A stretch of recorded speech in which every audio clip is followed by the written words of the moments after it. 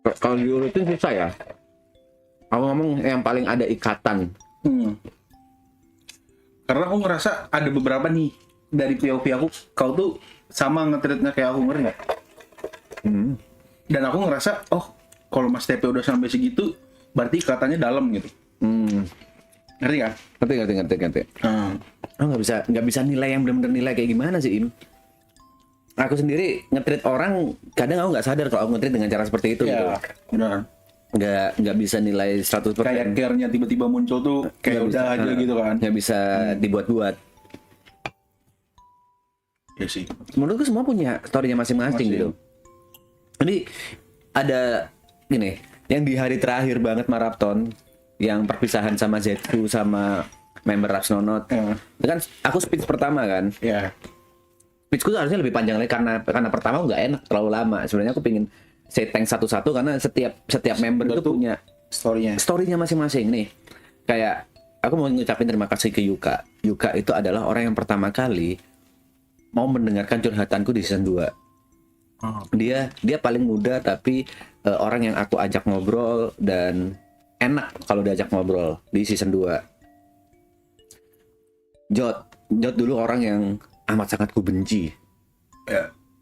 Karena dulu bocah banget dan begitu ketemu di season 2, begitu ngobrol ternyata orangnya udah berubah. Jadi Jot itu sempat ada di titik dia muncul di live chatku nggak aku baca, pura-pura nggak aku baca gitu.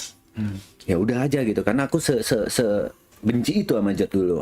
Tapi ternyata berubah banget sekarang. Dia orang yang berempati tapi tidak ingin menunjukkan kalau dia punya empati yang tinggi terhadap orang lain. Dia main di silent dia. Dan sekarang aku di season 2 ke season 3 tuh deket banget sama Jot. Banyak hal yang aku dibantu sama Jot lah. Kayak sebenarnya hampir sama kayak tiba-tiba aku curhat ke Jot kayak waktu itu kayak Sora ulang tahun. Kayak Sora ulang tahun dan aku pingin banget Terry sama Trixie berangkat ke Jakarta. Ya, tapi Greta bilang janganlah, simpen aja. Jadi uangnya tuh under 3 digit, masih 2 digitan gitu. Kalau Greta sama anak-anak berangkat ke Jakarta itu butuh sekitar hitung itu 10 sampai 20 juta. Ada prioritas lain lah. Ada prioritas lain. Aku cuma curhat aja ke Jot, tiba-tiba Jot nge-transfer gitu. Terus tapi Greta nggak mau dan duitnya aku balikin ke Jot. Jadi Jot bisa dibilang yang dulu aku benci jadi deket banget. Terus Nico itu orang yang pertama kali aku ngerasa tersanjung karena apa bahasanya ya? Dulu aku look up sama Nico.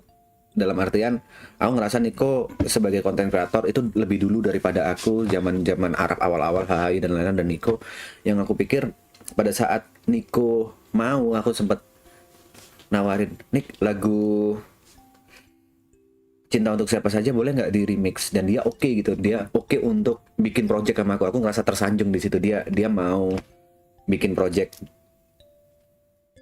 Cinta Untuk Siapa Saja versi The Jumpers. Aku ngerasa dihargain sebagai seorang musisi oleh Nico. Tapi lebih masuk sih Apa? yang versi kau The Jumpers ya? lebih jahat. Lebih ada feel-nya lah ya. Iya, masuk. Gue lebih seneng.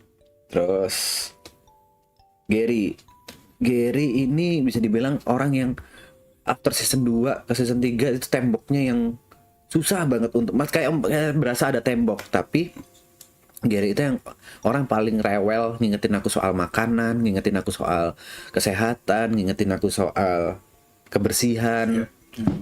Gary itu yang paling rewel lah, dan menurutku orang yang paling konsisten dengan kerewelannya itu. Intinya dia bisa ngingetin orang tapi dia sendiri melakukan kebersihan itu juga. Dia ngingetin kesehatan, dia juga olahraga. Nggak cuma ngingetin doang. Terus Gary menurutku itu enak banget diajak ngobrol waktu mabok. Waktu jadi cucu tuh waktu dia mabok itu kayak enak banget. Tapi kalau dia lagi sadar nggak tahu kenapa ada gap. Nggak tahu ya gimana ya ngomongnya ya. Agak aneh aja gitu.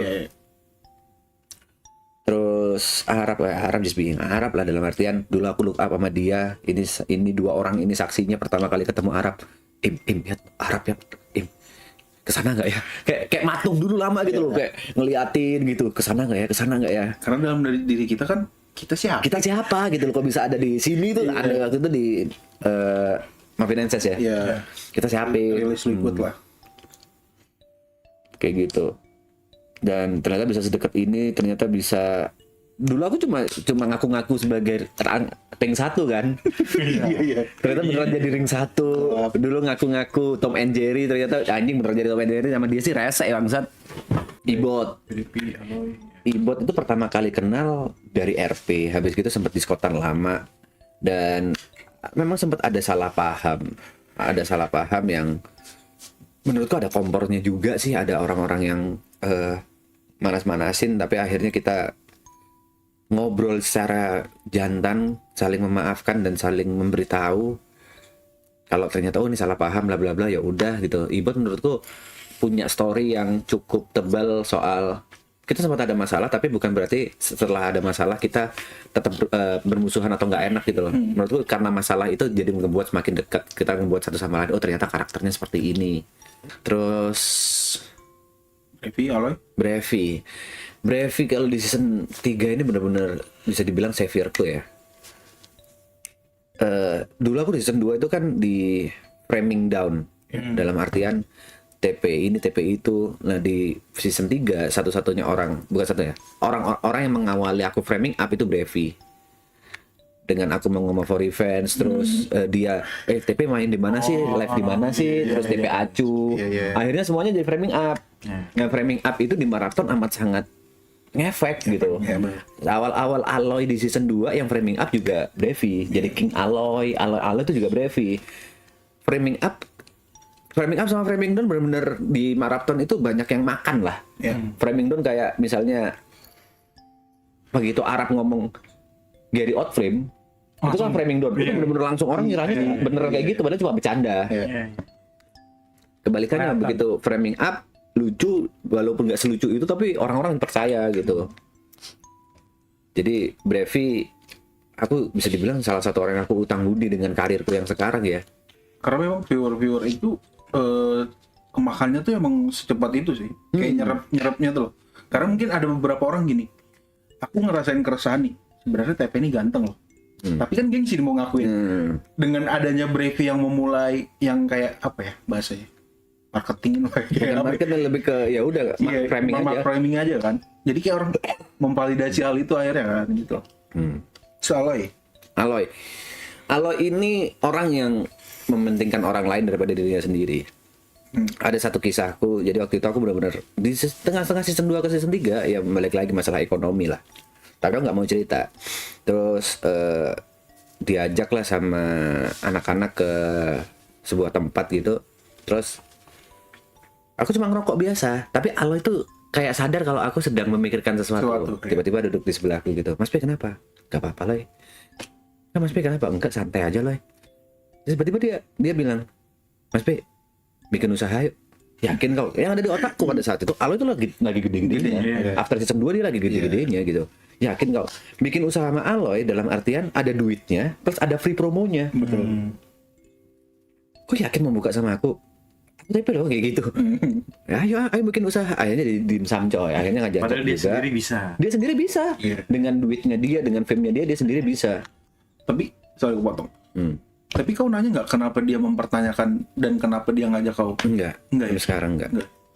Karena itu tadi dia nggak suka kalau orang mungkin yang dianggap temannya atau dekat sama dia sedih. Mungkin itu cara dia untuk caranya kayak ngasih solusi lah ya. Langsung ngasih solusi. Tiba-tiba Mas P bikin usaha. Itu aku benar-benar happy kayak anjing dia mau ya.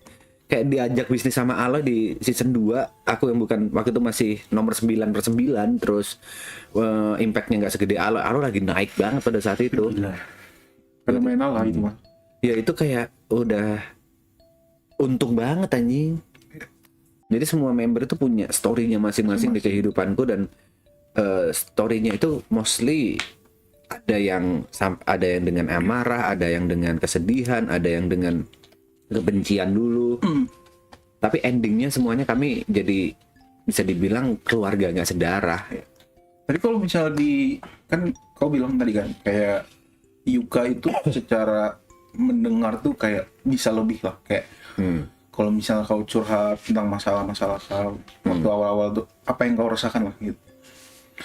Berarti kalau misalnya aku bilang kalau secara emosional atau apa, dia lebih dekat apa enggak?